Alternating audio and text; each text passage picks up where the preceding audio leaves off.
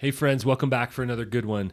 This is one of those conversations that we desperately need to be having, but we rarely talk about, at least in a healthy way. Here's the question. What happens to a leader when they've had a moral failure or done something egregious that leaves them out of their role, out of a job, and perhaps feeling like they're out of meaning or out of their calling?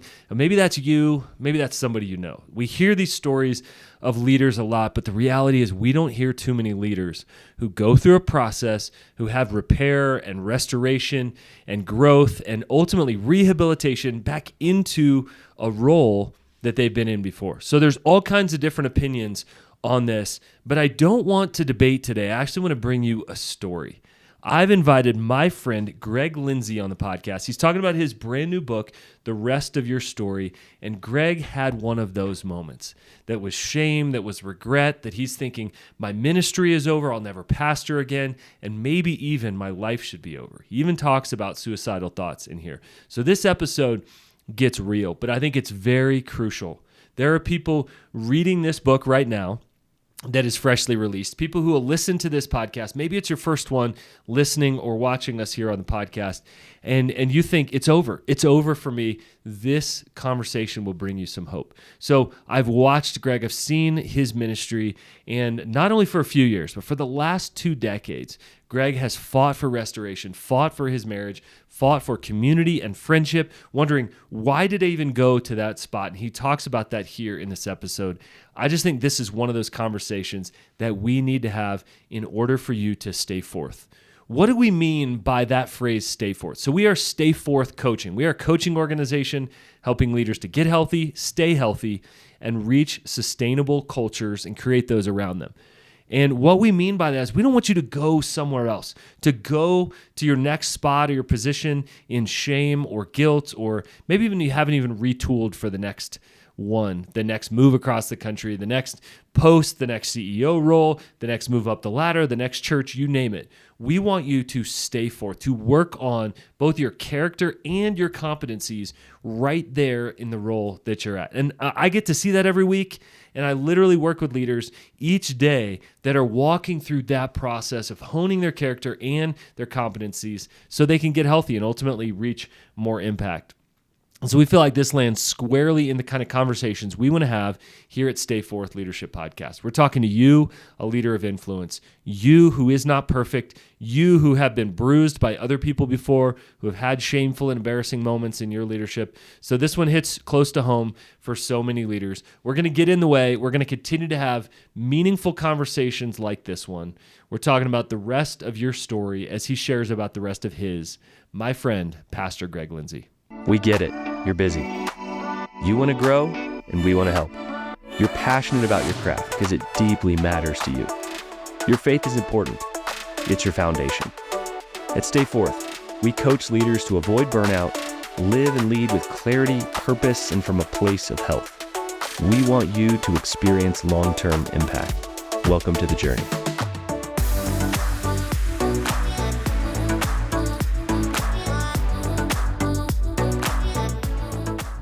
Well, friends, welcome back to the podcast, and I have my friend Greg Lindsey on today. Greg, huge congrats on your new book, this bad boy, The Rest of Your Story, man. Congrats. Thanks, Alan. Thanks. It's an honor to be here with you, bro. Man, I know it's been a bit of an accidental process of the book, which, by the way, I've heard that before from many people. Like, this was just sort of the story of my life. Yes. Didn't intend it to be a book. When did you think, man, maybe there's something here that actually we should put into pages? Actually, my story, this part of the story anyway, there's many chapters, but, started 19, almost 20 years ago. And, I crashed and burned as a pastor, which I don't recommend, by the way. But about a year into the journey in the desert out of ministry, I started feeling some things and honestly started to write this book. And I talk about that in the intro, how I actually started this book 17 years ago. Was it like journal entries or? No, it was like I just started writing pages. And Alan, honestly, man, it was a mess. I was writing out of the wrong heart. I crashed and burned as a pastor, and Christians and churches and pastors sometimes don't respond too well to that. I would imagine there were some mean comments. There were more than a few. And because of that, I set out to write a book to tell the church what it should be. Mm. And I was in no place to do that, man. I was a wounded, hurting, broken guy who was honestly on a quest to try to figure out how I did what I did, why I did what I did. I love my wife, always have loved my wife. She's the love of my life. My 4 daughters, who at the time were pretty young, I think like 12 to 2, if I remember correctly. So I was on this journey, and I just wasn't in a proper space to start writing. So I started writing. I maybe wrote a chapter or half a chapter, and I just shelved it. And then I left it alone and came to Colorado in 2008. So took over at Discovery Church, kind of a dying church plant. You've been around town, you know the drill of Discovery's story. And when I came out, I preached on a Sunday as a new pastor, and then on Tuesday, they came by my office. The search committee chairperson came by and said, "Hey, need to talk." And like, "What's going on?" It's like, "Well, we haven't exactly told the church your story." And I was like, "What does exactly mean?" And, "Well, we haven't told them. We thought you should tell them." And so in my 5th week as a pastor at Discovery, I told the church my story. I preached John 21, Peter's restoration, and then half the church left in the next 3 months. So that got off to a bad start. But I would say this, the people that stayed really set the DNA for who Discovery Church would become. And this place of rescue, that we all have a story. We're all a broken mess. We're all hopeless without Jesus.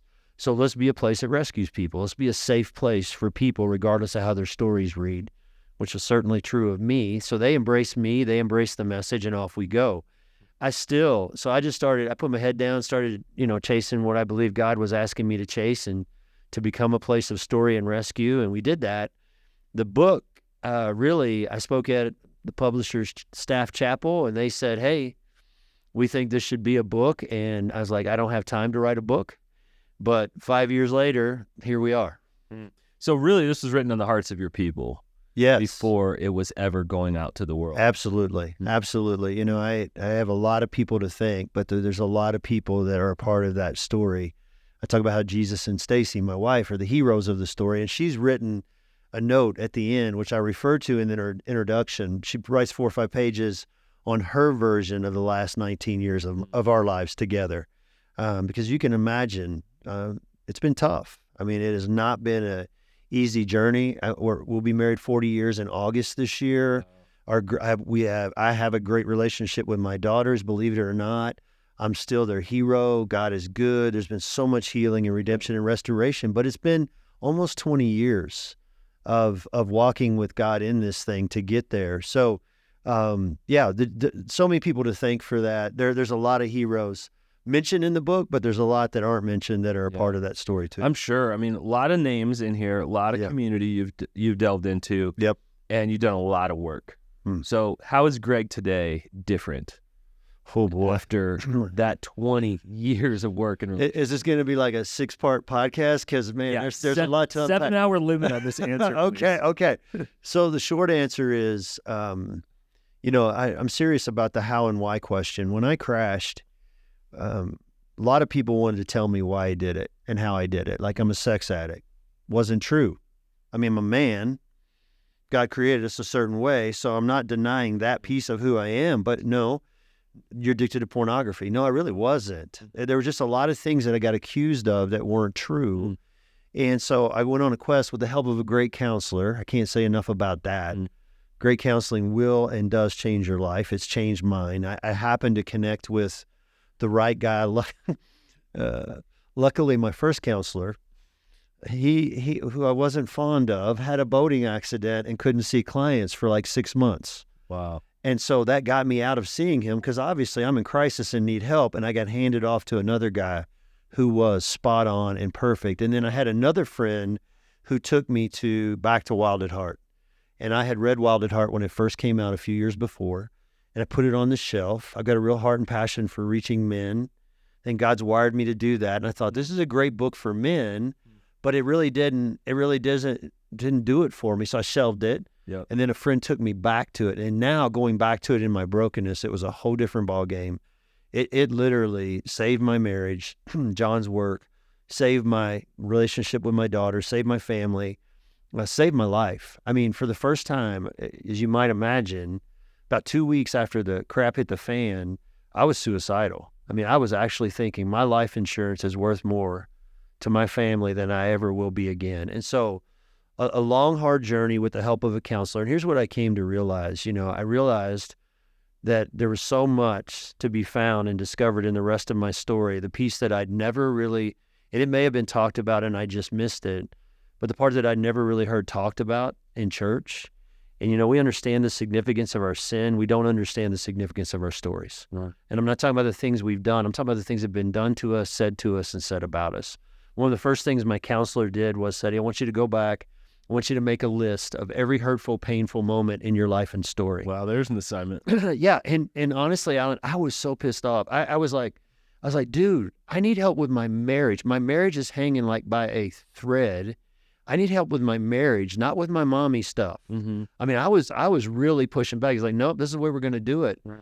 And it was hard for me because I write this stuff down, Alan, and then the man inside of me, the whole rub some dirt on it, it didn't hurt. Yeah. It's like, oh, no, that didn't really hurt. And he's like, I don't care, write it down. So I come up with this list of 27 moments over the course of my life. I was about 41 at the time. And so over 40 years of life, here's 27 moments that hurt. And we just started going back into those together. And so life for me became different. I was forgiven. I understood forgiveness. I didn't understand what freedom meant. I didn't even know what I needed to be free of. And I go back, and then I start to invite Jesus back into these moments with me, the young boy, to help me revisit and reinterpret those moments, and healing started to come. And what I realized was, at the end of the day, I'm not going to oversimplify it, but man, I grew up the skinny, scrawny, redheaded kid. I was 5'9", 114 pounds as a freshman. I was late to puberty, embarrassed in the locker room. I grew up, I am weak. I will never be strong. I'll never have what it takes to be a man, and no beautiful woman's ever going to be attracted to me.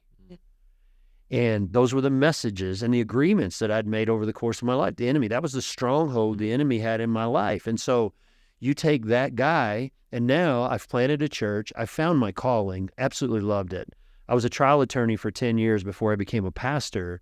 I was a state prosecutor for 3 years. I absolutely loved that job. I loved being a pastor more. I had found my calling when we planted this church in North Carolina. I was living my dream, and yet I was on an airplane flying back from Washington, D.C. about 2 months before the affair happened and the crash happened. I'd been with 3 other church planters that day, and I'm sitting on the plane. I thought I was going to review my sermon notes because I had to preach the next morning. Instead, I felt this uneasiness just building in me, and I'm like, what is going on? So I'm sitting in the dark on this airplane. I'm like, those 3 guys have something in my life, in their life, that I haven't found yet. And that's the first chapter of the book. I still haven't found what I'm looking for. I realized something's still missing in my Christian life, in my pastor life. Had no idea what it was. 2 months later, boom, I'm blowing up my life. So this discovery of how did that redheaded boy, those things never went away. There was a stronghold established that made me so susceptible to someone saying to me, you look really attractive today. And boom, the enemy set something in play in my life. I didn't set out. I knew it was wrong. I didn't want to do it. And I'm not saying I was in a trance. I take responsibility for everything I've done. But the power of story, the rest of my story that I had never even been encouraged to look at or pointed to in my life and all my years in the church. I'm not blaming that on any church or any pastor, because I grew up, when once I was 15, 16 years old, was part of a great church back in Louisville, Southeast Christian. Bob Russell's still a mentor voice in my life today. I'm not blaming Bob or Southeast, but it's just, I became aware of a piece of what Jesus came to do for me that I'd been missing. You talk about maybe why we bury our story or we don't look back at it very often. I'm sure there's several reasons. What are the top couple of reasons why we just don't pay enough attention to our story and where we've come from? Yeah, I think a lot of it's self-protection. When I think about my story, one of the things you can't do is you take this journey is you can't compare it to the story of someone else, because if you do, you're going to minimize it, because there's some hard stories out there. I mean, I tell some of my story in there, and there's a part of me that's like, oh, so they made fun of you because you couldn't do very many pull-ups and blah, blah, blah. And then I hear stories of other people who've been through some terrible sexual trauma and beatings and alcoholic or drug-addicted parents. And how do I follow that? yeah, it's like you don't, there's just a lot of pain there. And so I think out of self-protection, it's like, no, I'm not going to revisit that. You know, I buried that thing and it's going to stay dead. I don't want to revisit that. But the messages that came with that, the agreements that you've made about yourself as a result of that, all that stuff gets buried too, and it doesn't heal. It doesn't go away. You carry that. That's a part of who you are. And so for me, I think it was mostly like, that's not really relevant. I mean, that's why it wasn't like there's such deep pain there. Because honestly, when I thought about the humiliating moments in the locker room, or when the gym teacher got out the pull-up bar and called me up first and then laughed at me, I mean, come on. In this world, with the stories that are out there, the trauma that's in our world today, it's, you know, comparatively speaking, it's not much. I think for me, it was just like, I wasn't aware it was significant. I think for a lot of people, though, it's like there's some deep, dark, ugly stuff there. And that's why I keep pointing back to counseling. I mean, this digging and excavation that you really have to do to get this place of health and freedom. Yeah. Man, most people need to take that journey with a trained professional. Hey, church leaders, did you know Google offers 10 grand a month in free ads for churches? Yes, 10 grand a month. I honestly thought it was too good to be true. But our friends at Reach the Lost are helping churches to win Google searches. Being found online is becoming more and more important for churches. Barna reports that 75% of your new visitors have already watched you 1 to 3 times online before ever stepping into your building. Reach the Lost is a team of Google Grant and SEO experts. They can help you to manage the grant with great results. They help your online presence grow without adding another task to your team's plate. So to connect with them and to schedule a 30-minute discovery call, just head on over to reachthelost.com. Yeah. That's a good word. I'm grateful for all the resources we have today. Yes. We just didn't have. No doubt. 30 years ago. I mean, even 10, 15 years ago. Yes. Down to personality assessments to coaching. Yes. Great therapy, right? There's bad coaching and there's bad therapy. There are bad assessments, of course. Bad pastors. Some really, to be fair, but some really, really great resources we have today that can specifically kind of understand, here was that moment. And here's why it meant so much. Man, talk about Wild at Heart a little bit more. I mean, it's pretty special. Think about John being able to create the foreword. I know him, Morgan, their whole team has meant so much to you. Speak specifically to men. Why do we need communities of men to help excavate and, frankly, just kick our butts sometimes? Yeah, it's a game changer. And, you know, my first step into ministry, not vocationally, just as a volunteer, was Bob Russell asked me to start a men's ministry at Southeast Christian Church. I was a practicing attorney, and Bob's the reason I'm in ministry, because the whole time I'm practicing law, even when I was on a path, I went to officer candidate school in the Marine Corps in 1985, the summer of 85. Even when I was on that path and then trial attorney path, Bob's like, nope, you need to be a pastor. You need to be leading a church. You need to be leading a church. I was like, nope. Well, finally, he asked me to kind of spearhead a men's ministry at Southeast Christian Church. And I've always had this passion, this drive for the hearts of men. But honestly, back then, man, I'm talking like 1996. Okay. So resources from Wild at Heart had not been written. There were a few. Halftime. People were talking about halftime. Top Gun. Steve Sonderman had a thing out called Top Gun. I think Ed Cole maybe had written a couple things. I'm kind of just guessing. Early Promise Keepers. Promise Keepers is going gangbusters, but you know they're firing guys up in an arena and then sending them back to church. Didn't know what to do with them, and we were in that boat too. Sure.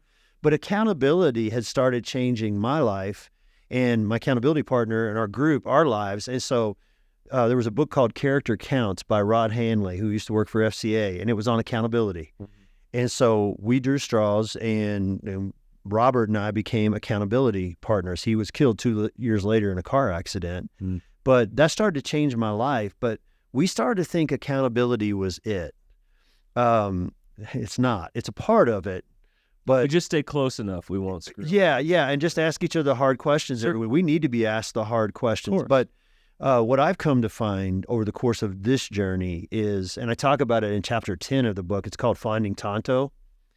And this idea that, the Lone Ranger, which I grew up watching in black and white as a kid, I'm an old guy, he wasn't really alone at all. He had Tonto. And, we need as men, we need a few Tontos in our lives. I'm not just talking about your bros. I'm not just talking about your drinking buddies, your cigar buddies. I'm talking about guys who really know you, who don't just believe in you. This is the kicker for me. They know your story and they believe in you. Mm. And there's a difference there. But that right there is game-changing stuff. And, lone wolves die. They do. And guys, especially as men, man, we're really good at it.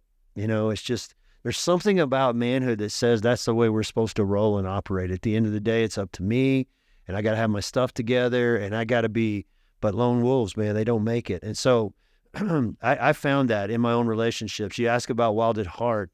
I was fortunate. I had a friend introduce me to those guys when I moved to Colorado Springs in 2008. Craig McConnell, who used to be on staff there, he was actually John's college pastor that helped lead him to Christ. Wow, no way.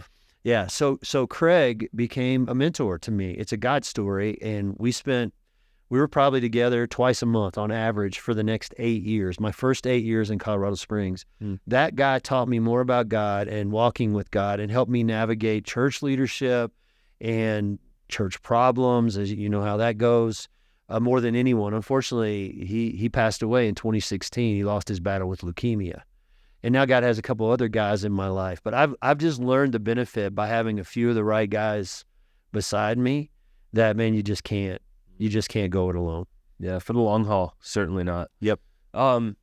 If you could have added one more thing, one more story, one idea, one more principle to this book, what would you have added? Oh, man.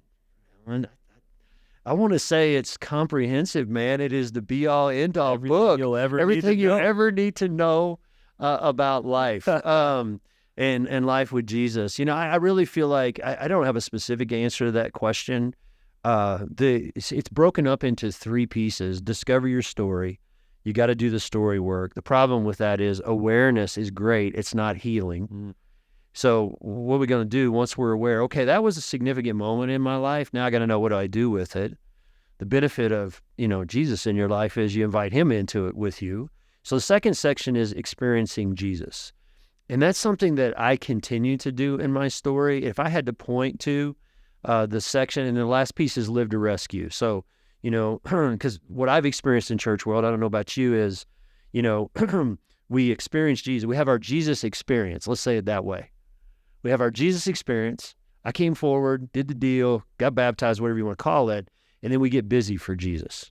So we call it live to rescue. We live to rescue other people. I've been rescued to rescue other people.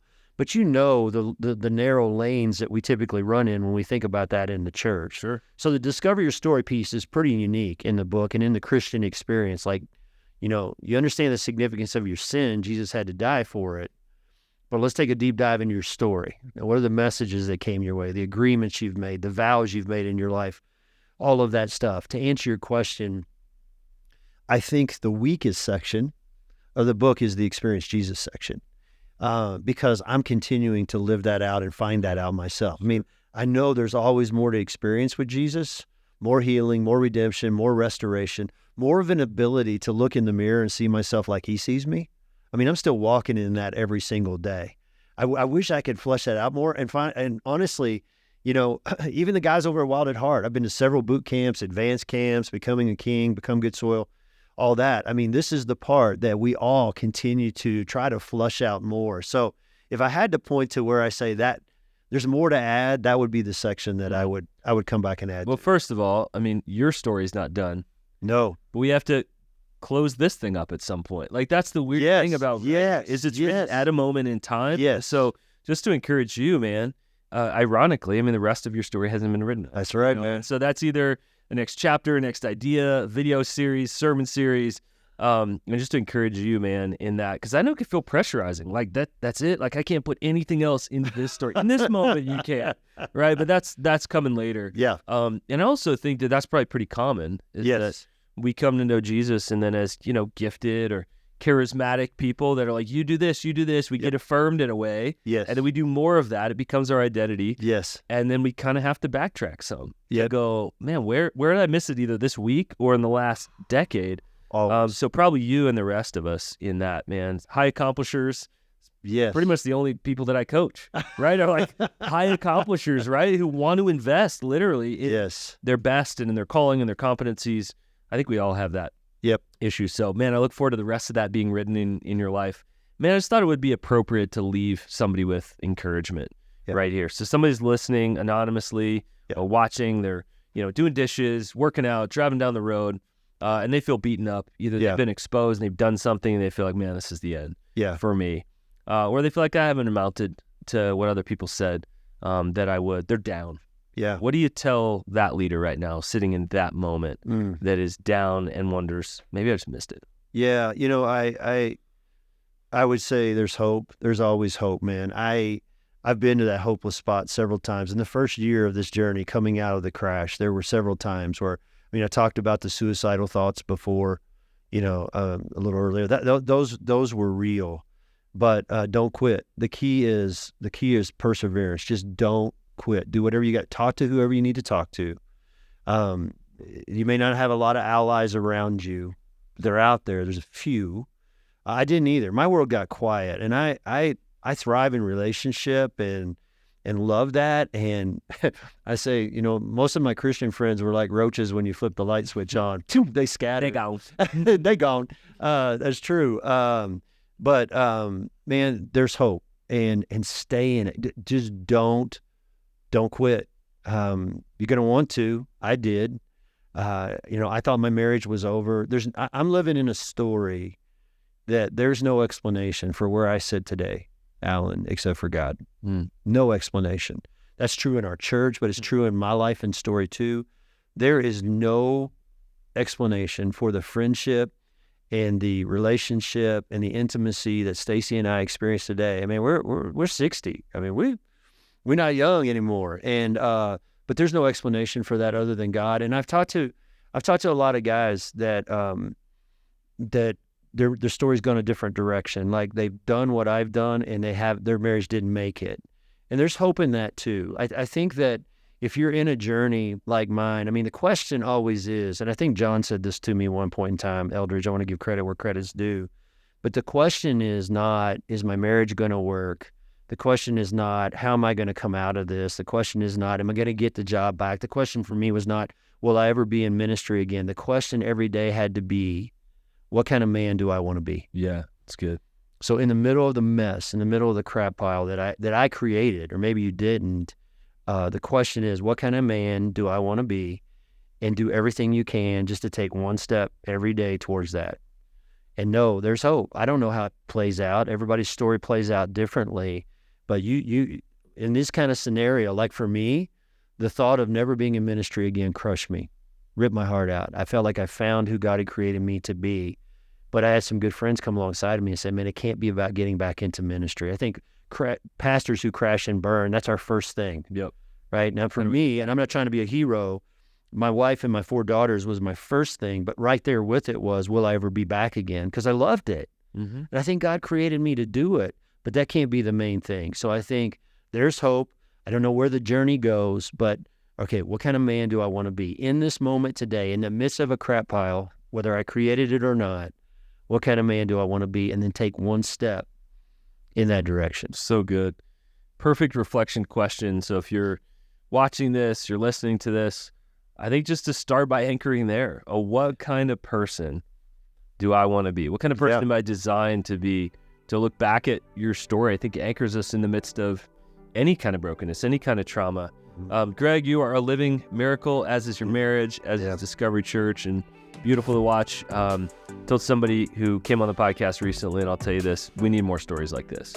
Too many times we hear the part 1, we don't hear the part 2. Right? We don't hear the 20 years of work. So thanks for fighting, for growing, for being in community, for being exposed, and pushing through that when all the cockroaches spread and weren't to be found.